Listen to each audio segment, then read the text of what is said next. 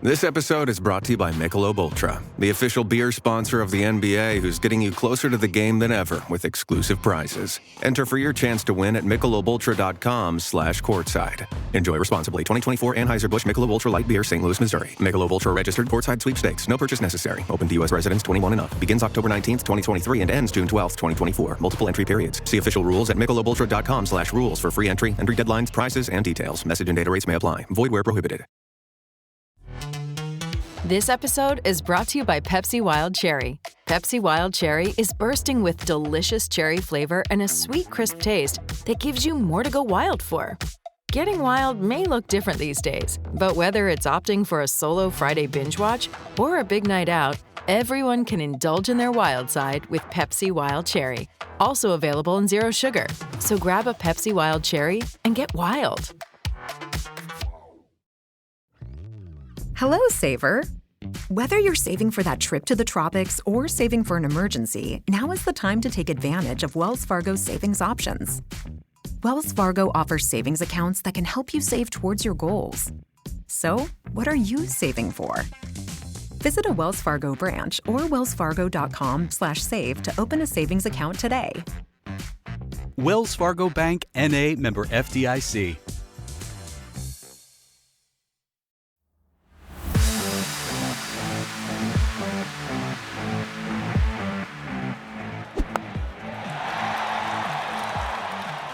Good evening, good morrow, good morning, good afternoon, wherever the hell you are, whatever time of the sodding day it is. This is Slogging It. Eugene looks grumpy, Simon looks grumpier, and I'm knackered. But nice to be here as always. Right, loads to talk about. Firstly, Eugene the scoundrel going behind Simon and I's backs last night, recording with a rogue guest host in Dev. But thank you, Dev, for filling in for Simon and I. I was desperate, absolutely desperate. I thought you were coming on tonight, so I was just lining up things that I could wind you up about your lid on your Instagram photos, but no such luck, so I'll have to do that in person when we catch up in the summer. But yeah, the three of us back. We are going to cover off the test. Simon and I are going to have our say on it, despite Eugene's protestations off air recently. We're going to talk about Simon's question before we forget from the end of the last episode about one past and one present cricketer.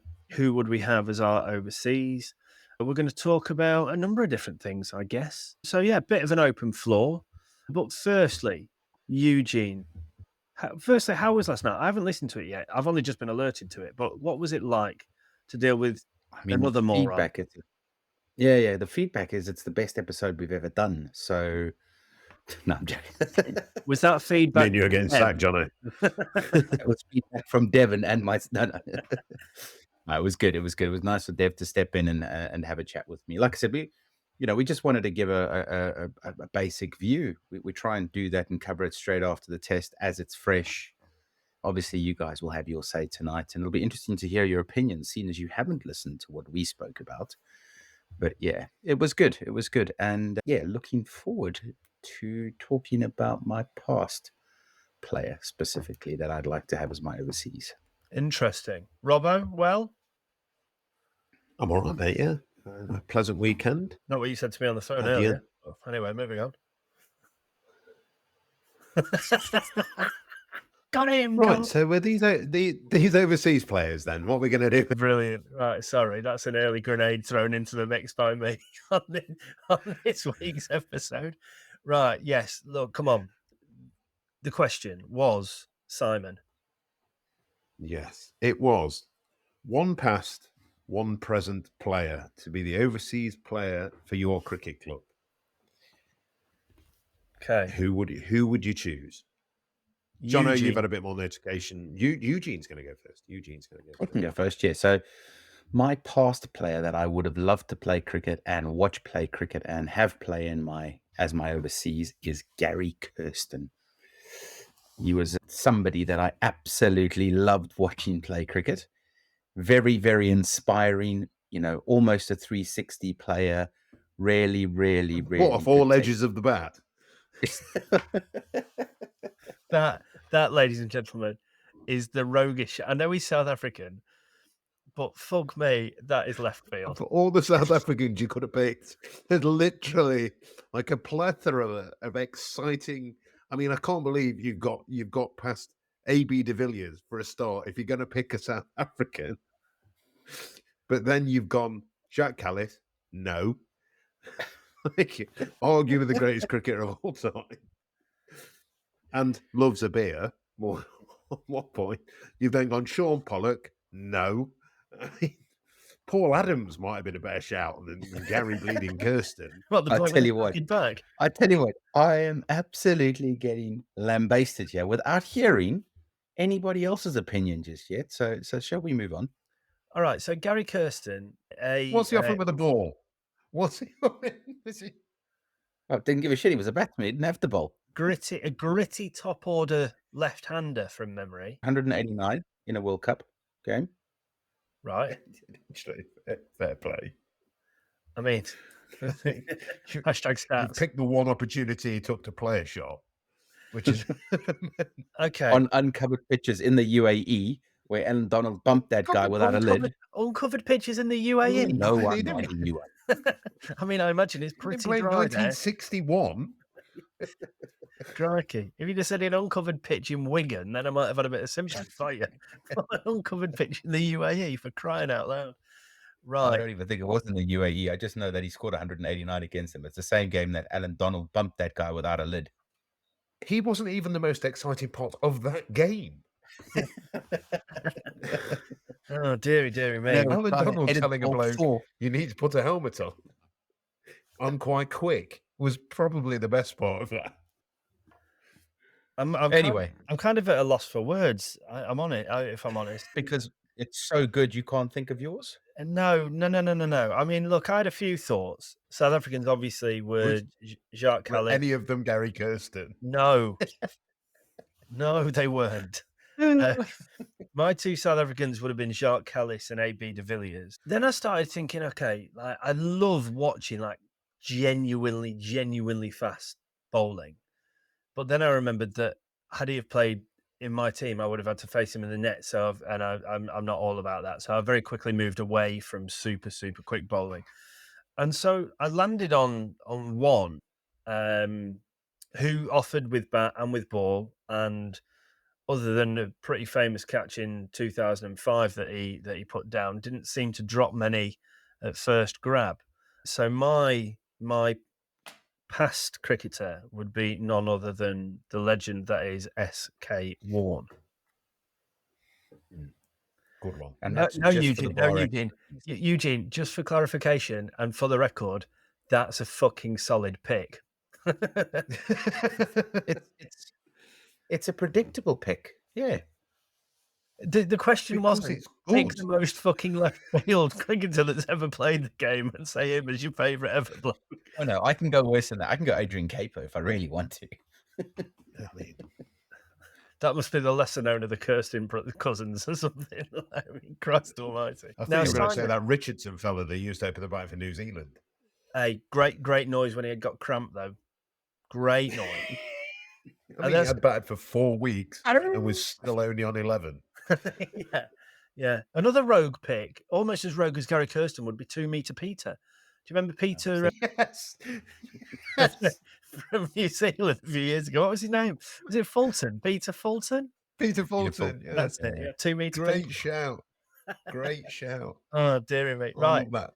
Robbo, when you picked, I enjoy listening to your views and stuff on this, things like this, because I feel like you put serious thought into it. So I'm excited to hear what you're about to come up with.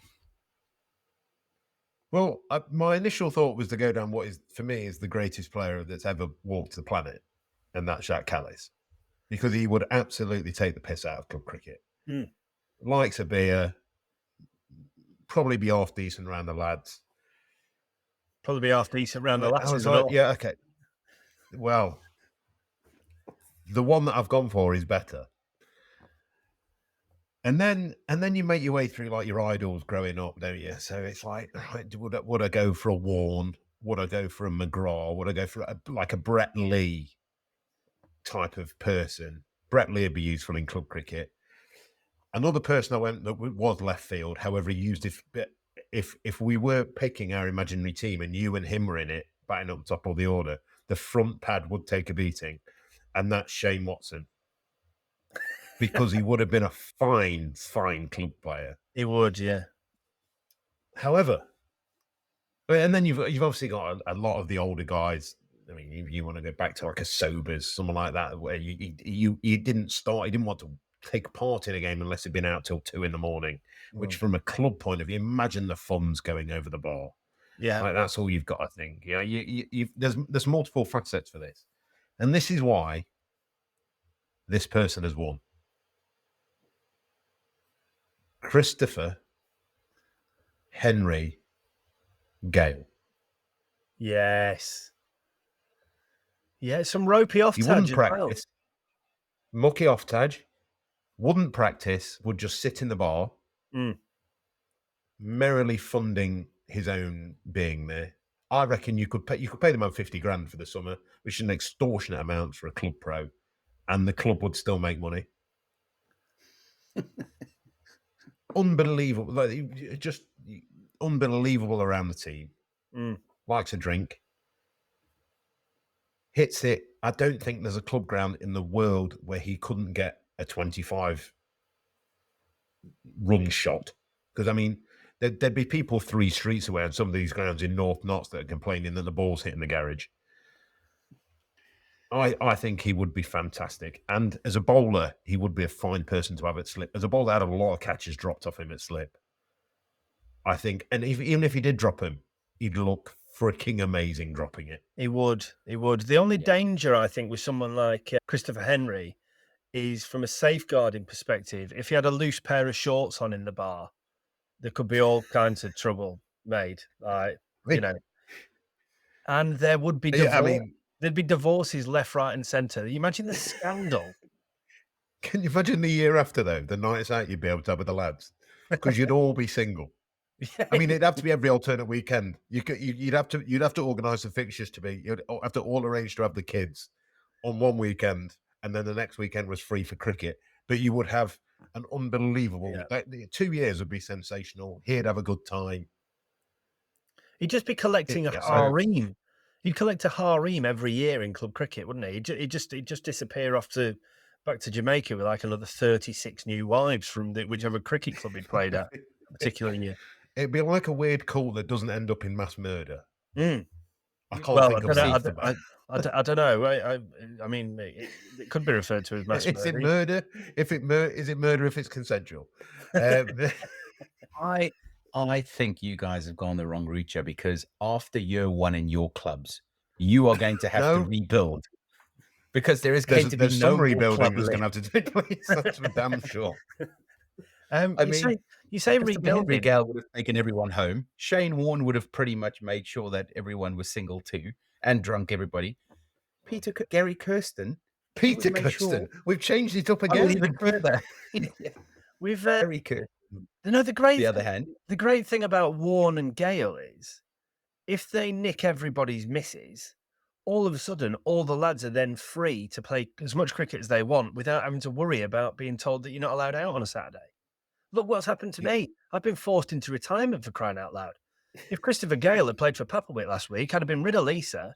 I'd have somehow tried to keep Rafi through the courts, but then I'd still be playing cricket. It's perfect. That's what I mean. You couldn't have them 2 years running, though. You'd feel awfully inadequate after the second year. Oh, you would, yeah. Like, you'd have to alternate 1 year. You'd have to, like, 1 year. In fact, what we could do, year 1, Shane Warne, year 2, Gary Kirsten, because let's face it, I mean, the only problem is people might not want to come and watch that. But then you're likely then to get, look at this, is our sensible overseas player. He's also going to coach the kids. Which I thought that's what we were going for. Yeah, you said an overseas pro. Mate, you can tell you're a chairman. That's all I can say. I'll tell you what, though. I mean, talking about following Chris Gale, you just wouldn't fancy that, because it'd be like drop kicking a rugby ball into the fucking Pacific Ocean, wouldn't it? After he's been in there, that'd be an absolute shocker. Right. Anyway, I feel like we've covered the past cricketers. God only knows what Eugene's got with the present. Oh, no. I'm not going first. That fella that opened the batting and got 4 for on debut for South Africa, probably. Neil Brown, or whatever his name is. Eugene's pig, Dom Bess. Sorry, Dom, we love you. Right, okay, we'll go in reverse order. Simon.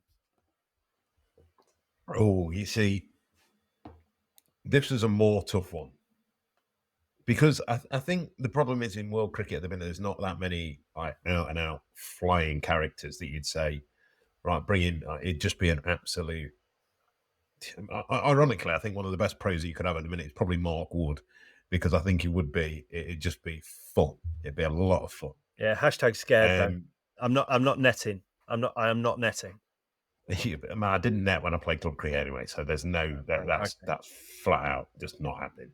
I'd do a few walkthroughs bowling and a few throwdowns. I'm not getting in the net. The pads only come out of the bag once a week. I was edging towards Ravi Jadeja's a good shout, purely from a cricketing point of view. Yeah, good shout. In fact, I've just had one come in now that might be the win. Go on. His name George Katsia. Oh, Karate Kid. Yes. Bowls fast. Hits it hard. Yeah. Looks like he likes a good time. True. The other two options are Ravindra. Actually, Ravindra from New Zealand was an option. Yeah. Mitch Santner was another one, like a left arm spinner. Who got a goal? But again, was a very good option. And then Shakib Al Hassan was another one. Gambling problem. See, that's not a bad thing in club cricket. That brings the club together. You can't bet on Nottingham Premier League. You mean FD could talk to him about the nags all day, every day? He'd never get any cricket done. Right. Okay. Interesting. So I've kind of gone Australian here, and I'll talk you through my thought process. Marnus was an option. Bowls can bowl leg spin, can bowl off spin, and he's a hell of a batter. Problem, God botherer. I haven't got time to listen. I haven't got time to be listening to that. I don't need converting. I don't need converting. So that's why he was. Then I thought Pat Cummins. That's a good shout. World's best. Can bat, certainly at club level, would fucking smoke it everywhere. Problem, too good looking. Third one, Mitchell Stark. So there goes the good looking problem. That's not an issue. He's like the dark side of the moon, the poor fella. But can bang it and bowls serious heat in swinging left armers. But then I remembered that there's a bloke alive called Ben Stokes, and I just thought that he has to be the guy. So Ben Stokes for me. So you are aware of what an overseas player is? Oh, I thought it was just right. Okay. In which case, overseas.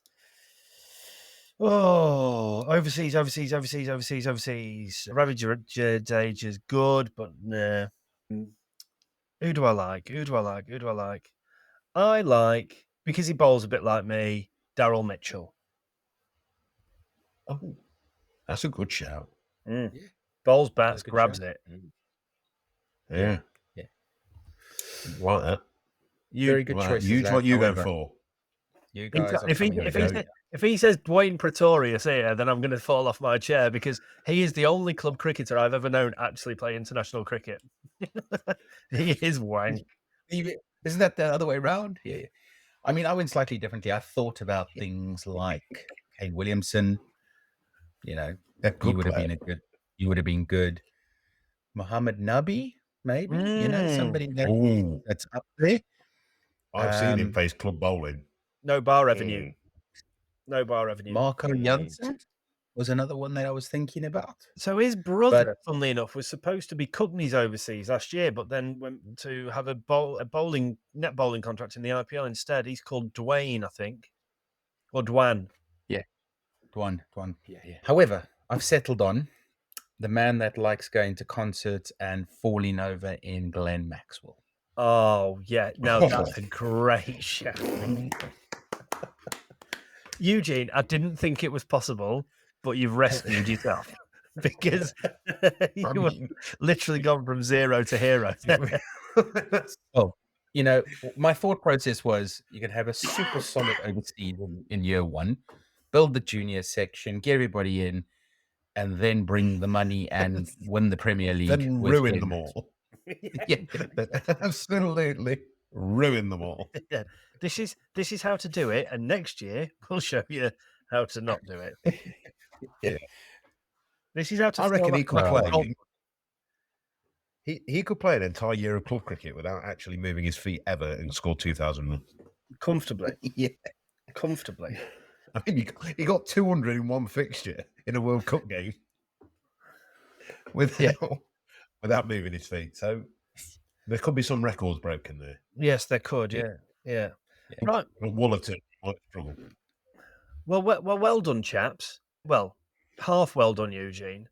Well done, Robbo, and well done, me. I think that's been quite a successful. Good question, though, Robbo. Kudos. Good question. You're stressed out, can't sleep, and you're in pain, and nothing in your medicine cabinet works. There's a different way. CBD from CB Distillery. CB Distillery's targeted formulations are made from the highest quality clean ingredients. No fluff, no fillers, just pure effective CBD solutions. If you struggle with a health concern, make the change to CB Distillery and get 20% off your entire purchase. Visit cbdistillery.com and use code HEALTH. That's cbdistillery.com, code HEALTH.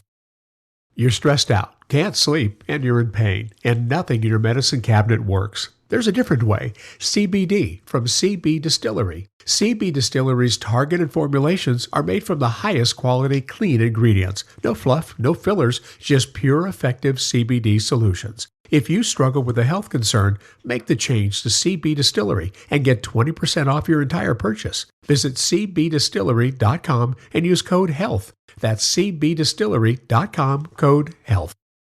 You're stressed out, can't sleep, and you're in pain, and nothing in your medicine cabinet works. There's a different way. CBD from CB Distillery. CB Distillery's targeted formulations are made from the highest quality clean ingredients. No fluff, no fillers, just pure effective CBD solutions. If you struggle with a health concern, make the change to CB Distillery and get 20% off your entire purchase. Visit cbdistillery.com and use code HEALTH. That's cbdistillery.com, code HEALTH. Right. Following on from the that's a good start. That enjoyable. We must now talk about the India-England third Test match. So as I alluded to I think a couple of weeks ago when good friend of mine Johnny Irwin passed, I was at his funeral last Thursday, and other good friends of his are Daniel Norcross of BBC TMS and Zero Ducks Given, and Toby Tarrant of Zero Ducks Given. And so I, we're talking to them both throughout the day. By the way, lads, the way in which they record their podcast, awful. I mean, no laptops, no nothing. All they had was a bench at Jesmond Cricket Club in Newcastle, under an umbrella, in the rain, huddled round a phone. Now, maybe they're doing something right and we're doing something wrong, because they get thousands of listeners every week, and we get 5. Not 1,000, just the 5. But thank you to you 5. We really appreciate you. Your dose. But yeah, so I grabbed some time with them, more specifically Dan, and I said, "Oh, dare we dream?" I said, "What's the score going to be?" And he went, "Well, it's going to be a good series, but it's going to be 4-1, isn't it?" Which instantly just made me think of Eugene and I being able to celebrate in England's misery, knowing that we predicted the correct score. But it is beginning to look like that is going to be the scoreline now, right, Huge? Yeah. I mean, first of all, that margin that England lost by was arguably the greatest ODI of all time in the 4-3-4 game. I mean, there's just so many good numbers that go along with England losing by that amount. So, yeah, it was a drilling. I think it's the biggest ever loss. India's biggest ever win by runs, yeah. There you go. So won by an innings and something before, but that's the biggest ever straight runs win. I see. No, runs wise, got it. But pretty chastening, Robbo, Really? There was similarities to Lords last summer with certain aspects of it, which in some way could be a positive if England come back in the last two tests like they did in the next two after that Lords game. Then fair play, but it wasn't great. It wasn't great.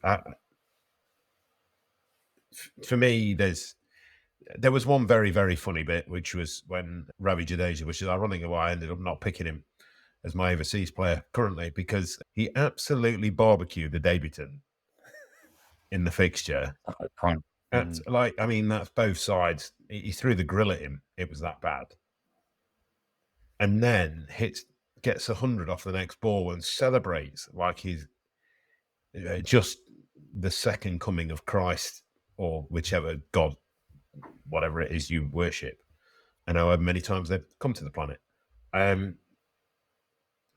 just thought that was an incredible bit of cricket from him. But no, England, considering they played half the game, India played, well, other than the last 6 overs, really, and the first 6 overs of the first innings, and the last 6 overs of the second innings, against 3 bowlers. Like, to get beaten by that many. I mean, Ashwin, we've heard lots of stories, and it sounds very sad what's happened, but what for the next test, are they just going to give one of the bowlers like a bit of time off in the middle? Play with 8. That's what I think. Yeah, just go right. Yeah, you just Bumrah, go on. Just a few with a new one. Piss off for a few weeks, for 4 days, and then come back when it's decking at the end. There was lots of individual bits in the game that we can talk about, but I'm sure Eugene did that last night. I thought it was a worrying. I thought we'd stop this with this Bazball thing, this seemingly naive quest, is what I'll put it. But no, all you can say is you hope they learn. You hope lessons are learned. So moving on then from, I mean, look, we missed some chances. We had 2 LBWs in the first dig that had we have reviewed them would have been out. We dropped Sharma early on. We should have had him 47 for 4. Like, sometimes it goes with you, sometimes it doesn't. I didn't see much of our batting performance, and I haven't seen any of it in the second innings, to be honest. But having not seen it, I was kind of comfortable thinking, right, okay, we've got 5 sessions on what looks like a relatively flat pitch. Like, let's not forget that Jaiswal's got 200 in the second innings.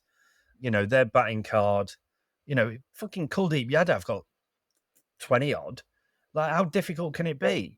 And so I was, look, okay, maybe if we bat well, we can try and draw this game. Like, it's going to be difficult, but I had every faith that they could do it. And then we're 122 all out before the end of the day's play, which was, I know my friends from Guerrilla Cricket were quite thankful that he actually was out before the end of the day's play, because they thought a load of them were going to have to get up and get to the studio for 4 o'clock for like an over's worth of cricket on the last day. They were quite thankful. But the thing that I do want to talk about, look, the result's the result. But the thing that I'm keen to talk about is the press are beginning to wind me up a little bit, because every time England do well, Bazball's the best thing since sliced bread. Every time England lose, it's the worst thing that's ever happened to English cricket. Like, where is the sense of balance in terms of, and I know you've often said, Robbo, like lazy journalism and this, that, and the other, and it's about writing for a headline and writing for views rather than looking at what they're, really beginning to try and understand what's going on and what have you. And these guys are all proper journalists, and a lot of them have played the game professionally. But it's almost like the modern way now to write for a headline and write to grab views rather than actually try and dissect things that have gone on properly. Like, one swallow doesn't make a summer, right? And also one bad result. Yes, you liken it to Lords against the Aussies in the summer last year and what have you. But it's almost like it's either brilliant or it's awful. And there's no kind of balanced argument anywhere in the middle. It's like it can only be one of the 2 extremes, which I found really frustrating.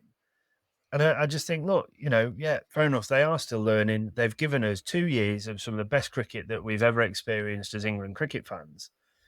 But sometimes when it doesn't quite go right, we don't have to pile in and say this is rubbish, shit. Like, they all need to learn, they need to change this, they need to change that, they need to change that. Everything's a bit of a process. Like, they can't be brilliant at all times. And things like this, the way that they want to go about their cricket occasionally will happen. Like, I agree that maybe, if the Joe Root dismissal, he's trying to play that reverse ramp, that's probably not the right time to play it. I haven't seen the dismissal, but I think he gloved it, didn't he, to short third man or one of the slips or something. No? Middle of the bat. Bladed it straight off the middle of the bat. To second slip. Second slip. But look, we were all lauding him when he did it to Pat Cummins, first ball of a spell or second ball of a spell after tea at some point in the Ashes. So these things, it's high-risk cricket. It's not always going to work. If that goes for 6, then everybody's going, fucking hell, that's genius, blah, blah, blah, especially against someone of Bumrah's class. But it's not always going to happen. Now, should some of the lads down the order have adjusted a little bit? There's what I will say is there's probably too many run-outs for me. Like, I think Duckett was run out for 4 when we're looking for a solid opening partnership. That's what really, in a chase like that, whether you're going for it or whether you're going to try and bat out for the draw, this England team cannot bat out for the draw. It's not in their mentality. But any way of trying to, they would have saved the game by trying to knock the runs off to win, because that's the way in which they play, and they're aggressive and they want to play the shots and what have you. But an early run out like that just kills everything, and it starts to send a bit of a panic around the dressing room, because all of a sudden you think, shit, this might not go our way, blah, blah, blah, especially when that opening partnership, as we've been saying for the last few weeks, averaging 50 pretty much for quite a while now as an opening partnership. Once that's one of your strongest suits and that doesn't work, all of a sudden people start to go, oh, right, okay, maybe it's work. But I think the journalists really need to look at themselves, because they are the ones that help to form popular opinion. So you look at, I read an article by Jonathan Agnew, like, arguably in England, the most, what's the word I'm looking for? Help me. Well respected. Respected cricket journalist that we've got from a UK perspective. And he is absolutely piling it. When after the first test and even the second test, because it was such a good game, he's going, England are brilliant and Bazball's this and Bazball's great. And all of a sudden it's the worst thing that's ever happened to English cricket. And I just think it's a real, if you have an emotional reaction to anything, whether this is in a relationship or a marriage or whatever, if someone does something to you and you react emotionally, that's only going to make things worse. It's not going to bring a positive outcome to what you're trying to achieve. So I think we need to be, I think we should be looking to the journalists for a more balanced view and reaction to things when they don't go quite as well as when they do. Does that make sense? I need somebody to change my opinion in when the toss goes up, that team wins. That's what I need. Yeah, I think you're dead right. I thought, to be fair, when they got 445 in the first dig, I thought, well, England can go out and get 600 here, and then it's really game on, because the wicket was still good. Obviously, they then showed it was really good in the third innings, and then we've just capitulated in the fourth innings. But yeah, I think you're right. I think the toss is crucial. I really want to see India in the next game win the toss, bowl, and bat fourth. Yes. Yeah. I don't think they will. Too much of a lottery. It's never going to happen. At the end of the day, everyone knows the best time. The first 3 days in Indian conditions are the best time to bat. If you bat twice in those first 3 days, then you're going to be onto a thing. But yeah, like England, you say that these last 2 tests, there has not been a side in India better placed at stages within that game to prove that point wrong than England have been in these last 2 tests. What they've just done is got it horribly wrong in each part of the first innings. They've still not managed to get 300. We said before the series, the key to England doing well in this thing, can they get past 300? And they haven't managed to do that in the first innings yet. So we can stand there and go, they're batting last and all this kind of stuff. They're not losing the games when they bat because of what's going off batting last. They're losing the games because of what's going off in their first innings. And so, that's I agree, Jono, with what you're saying about journalism. There needs to be less sensationalism within journalism, but unfortunately, like we said, it doesn't sell newspapers. It doesn't get clicked. and that kind of thing. You look at a lot of the sensible, like the more nuanced, you read a Mike Atherton article, or you read what Nasser Hussain said, and they pick out key moments, and they back it up with some kind of statistics. The Joe Root thing for me is a really interesting one, because people talk about that reverse go against Cummins. Now, the only similarity between that shot there and the one against Bumrah is the fact that he hit it for 6. Like, it's just that he's playing off one of the top 2 bowlers in the world. The game situation was completely different. England were on top, looking to score quick runs to get ahead in the game. And in this game, England are getting themselves into a position. In the previous game, I think he'd made his way to a reasonable score against Cummins, if I'm right. I might not be. But this is on 15, 16, 20, whatever he's on. In that game, England are dominating the fixture. This game, we weren't. And for me, you look at Joe Root. Joe Root is the one cricketer in the England side that under Bazball has technically got worse. In his last 20 games, when he was captain, he averaged something like 56. In the first 20 games under Stokes, whatever it was, he averages 48. Now, that's still decent, don't get me wrong, but he was on a trajectory, the way his batting was going. Was just going to go stratospheric. Mm. He's the one person that didn't need to change. I'm all for taking a positive option, but you look at like Ben Folkes does, you look at what Ben Stokes does. And for me, it's about, can you manage that? There's some people talking about taking pressure off him. All he's got to do is bat. No one's expecting it. Joe Root, just bat like Joe Root. But he's the one that seems to have gone, right, now I've now got to play this. And yes, against Australia, everyone was raving about it. But for me, and I'm not saying it's all Joe Root's fault. It's not. You've got Johnny Bairstow's looked horrifically out of form for the tournament. Again, not that one individual's fault, but as a team, they've been put in good situations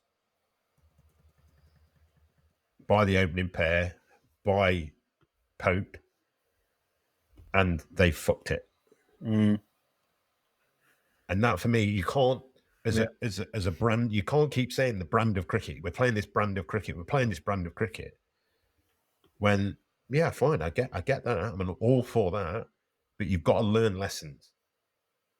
And what they're not doing at the minute, I say, first test they won because they pulled the third innings out their arse and then bowled ridiculously well. The last 2 tests, the opening batters have gotten into really, really good positions. The top 3 got them into really, really good positions. And they've kept making the same mistakes to lose quick wickets. So for me, you've got to stand there and get that first innings of England's, you're 220 for 2, sorry. One of their top 2 bowlers isn't available. You've got Bumrah, who is now going to have to bowl a lot, and you lose 85 for 8 because you're all playing whatever shots it is. Now, for me, like, come on, let's just sit in a bit, especially if you are that type of player.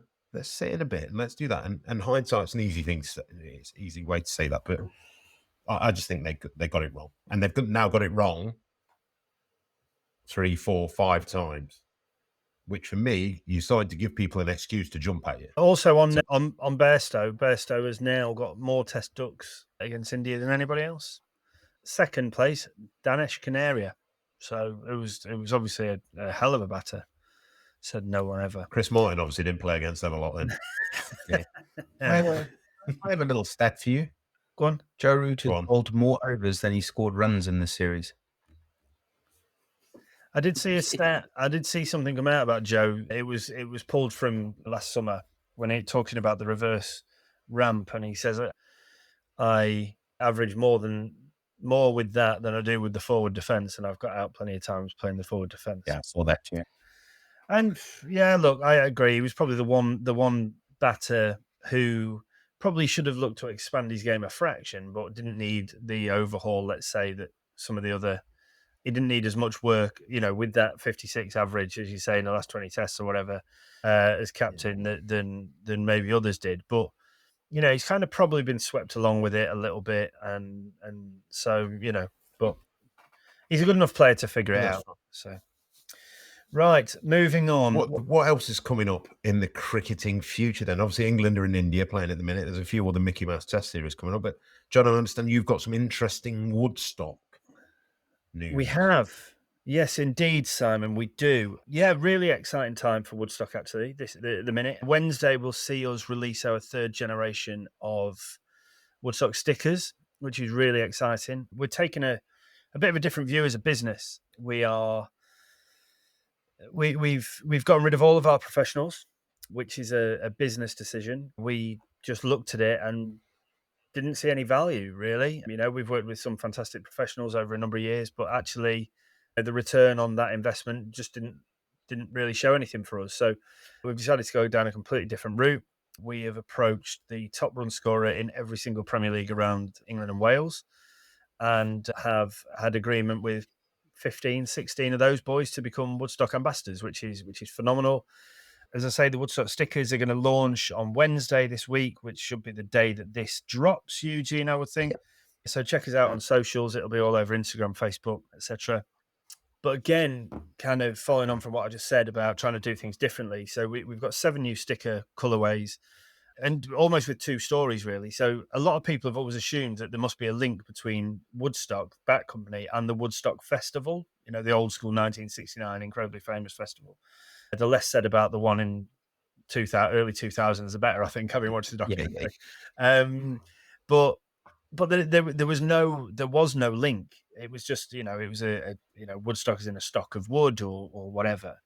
But having been asked about it so much, we have decided to kind of lean into it a little bit. So 3 of the bats kind of pay homage to the Woodstock Festival.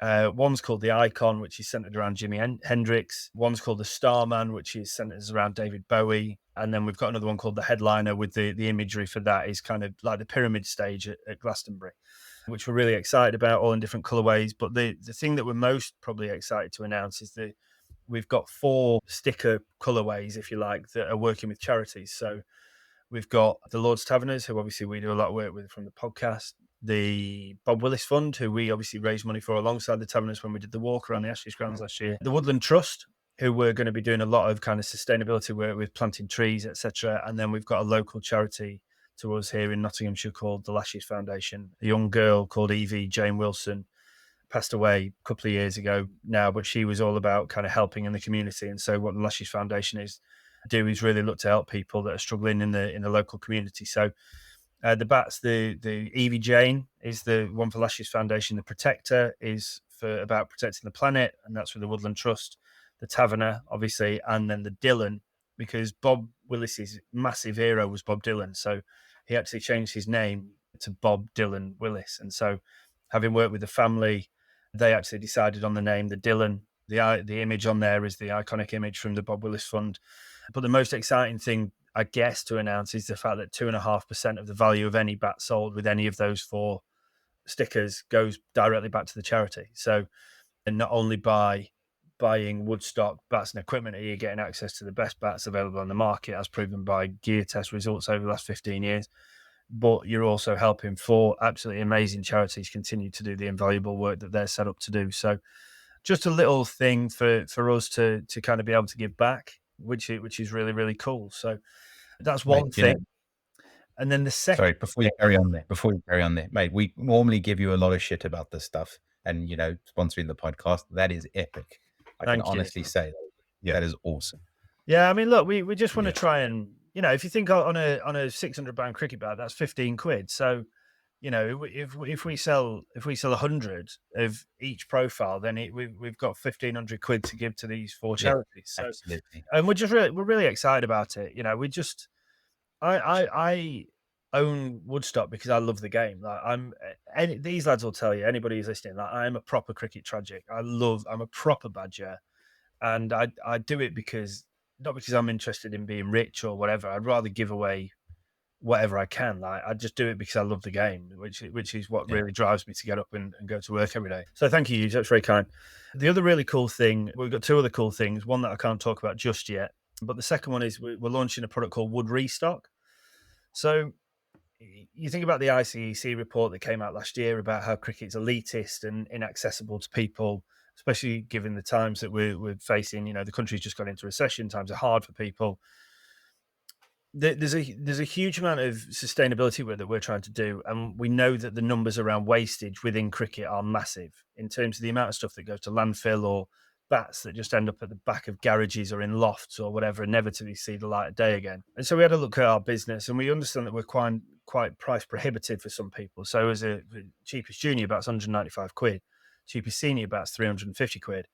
How do we make Woodstock more accessible to the masses who don't have that level of funds available in order to pay up front for a cricket bat? So we're now offering a part exchange system under the banner of kind of Wood Restock. So we will offer you an amount for your cricket bat, get off whatever you're looking to purchase from Woodstock this time round.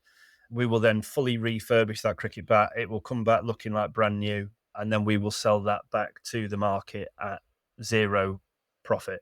So if we were to buy a bat that's 4 or 5 years old from someone for 25 quid, let's say, we would then pay to have that bat refurbed ourselves, which would probably cost us, say, 50 quid. And then we would sell that back to the market at 75 quid. So it means that the masses are now able to engage with Woodstock, getting quality products at a price point that they can afford. They might be pre-loved bats, but you wouldn't know it to see it, if that makes sense. Like, we will work our nuts off to make these bats look brand new.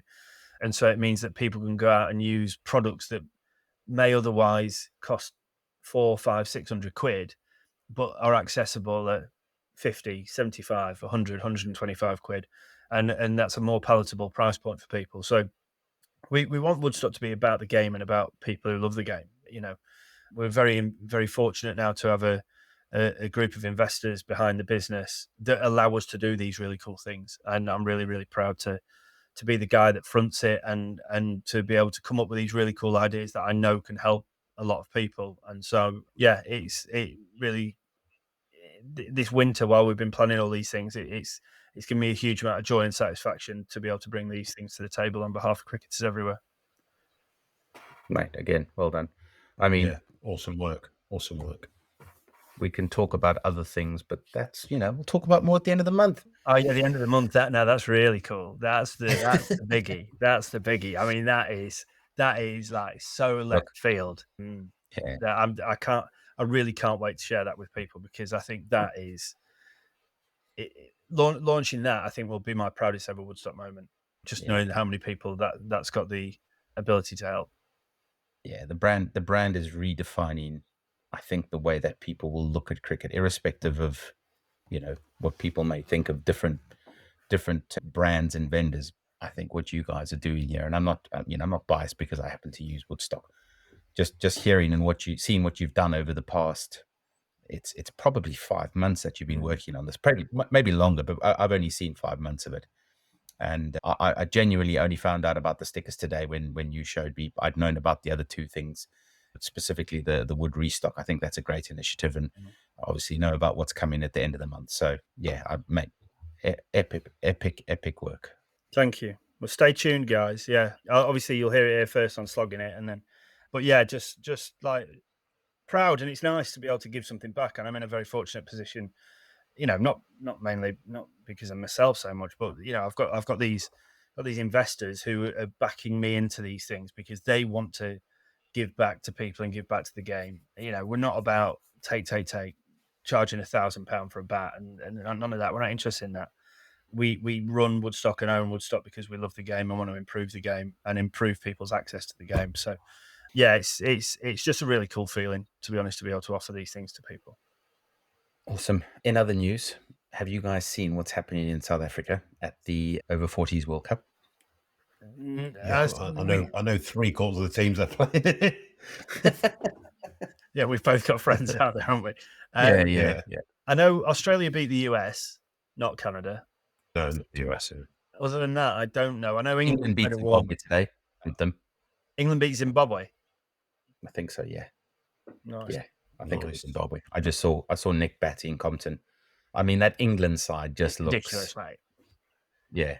Like Simon and one I of those went for a drink earlier with his parents and our two boys, and I just said to him, I was like, because we're obviously the three of us are over 40 and are, decent as cricketers, but I was like, can you imagine rocking up and having a bowl at Darren Stevens, like the bloke who was playing first class cricket last year, and striking it in first class cricket. Let's not forget, walloping it, like no, you're all right on a flat one. I mean, luckily, I'd be on his team if I was lucky enough to be there, so I wouldn't have to worry about it. But I'm pretty sure that there's, guys in the other teams who can hit it suitably as well. But yeah, bonkers. Yeah, but yeah, it's been good to watch. I watched a little bit of it. There's a couple of streams going on, so yeah, it's been interesting to keep up.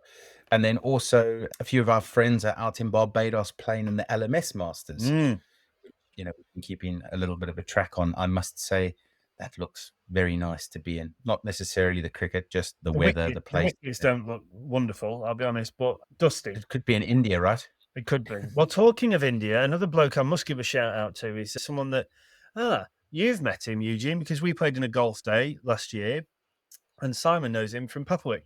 Jason Cornt, he played in that golf day with us, 18 months ago.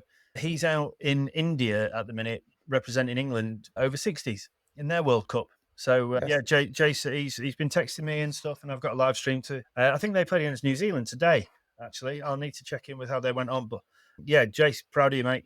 Have a great trip, and, bowl well and smash it miles. Lovely. Anything else that we want to cover off today, or...? I think we're about good. Simon, anything from you? All good. No, all good. Like you say, I think one of the things, going back to your stuff that you're doing, and I'm sorry to go backwards, I just feel really proud that we're associated with a couple of companies and the charities that we are doing. Cricket gets a shit reputation at times. And obviously, with you guys, you at Woodstock doing what you're doing to try and make it more accessible to people, and then obviously the work that the tabs do, it's actually like we piss about with this thing quite a bit, and we kind of have a laugh and a joke about it, but more people we can get playing this game, the better. And if that's financially or if that's because of the circumstance, then all for it. So, yeah, well done, mate. Really proud of you and proud of what we do with the tab. So, lovely. Right, gentlemen, thank you very much. A pleasure as always. I mean, Gary Kirsten still can't get me head around that. I mean, come on. I mean, that is genuinely the funniest thing that's been said on this podcast in just over 3 years. So I mean, it's quite a statement, mate. I'll take it. but without any intention of being funny at all. It was a serious. Probably the best jokes, isn't it? Yeah. Although, if you want me to end on a joke, as you've asked, so I think England need to go back to their original tactics and give up on Bazball and just continue selecting the best South Africans that they can find. Not Gary fucking Kirsten. No, Robbo, you're quite right. And on that note, thank you very much, gentlemen. Thank you for choosing us, whoever you are that's listening. You get in touch with us, share with a friend, let people know about Slogging It. And we look forward to being back in your ears around this time next week. Ta-ta for now. Terry, bye. See ya.